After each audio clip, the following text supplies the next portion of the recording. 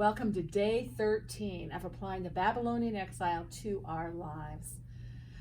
We had a previous passage about Jeremiah, and I didn't really tell you much about Jeremiah, and so for some of you that may make it interesting. First of all, the book of Jeremiah is actually the longest book in the Bible.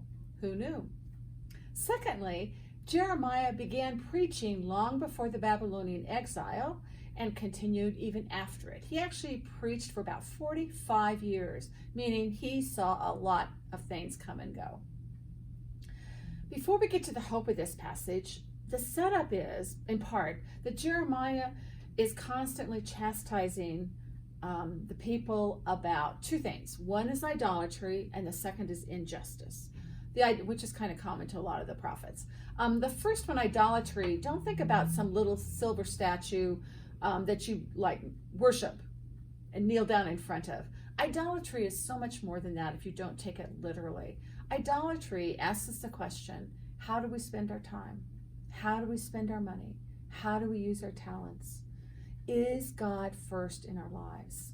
And if God's not first, if we spend all of our time, talent, and money on other things than stuff to do with God, then in fact we probably have a little idolatry going on in our lives.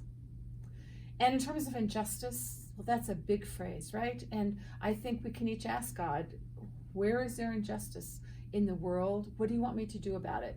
We've had a Messiah. We don't need to save the world, but injustice is kind of our predispensation to weakness or sin in our lives.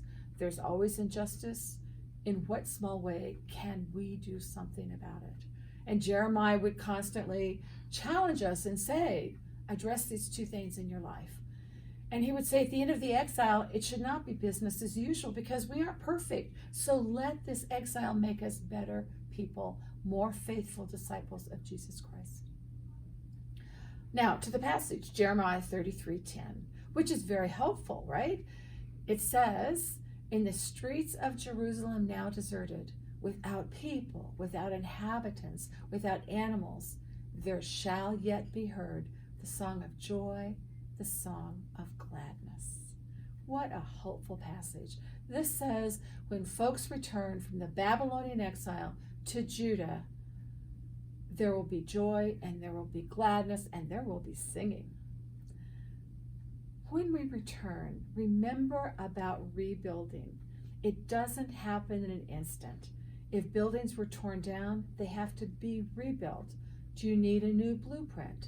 Do you need a new dream, a new vision, whether it's physically, financially, socially, spiritually, work, whatever kinds of exile you identified with? Think about all you know about rebuilding. It's not going to happen in an instant, but it gives you hope because, in fact, you can rebuild. You can say, I got through that, and what do I want this future to look like? Joy and gladness will return to our lives, and this passage says that, in fact, is the will of the Lord. For tomorrow, which is our final day, please read Isaiah chapter 43, verses 18 and 19. See you tomorrow. Don't hang up your harp.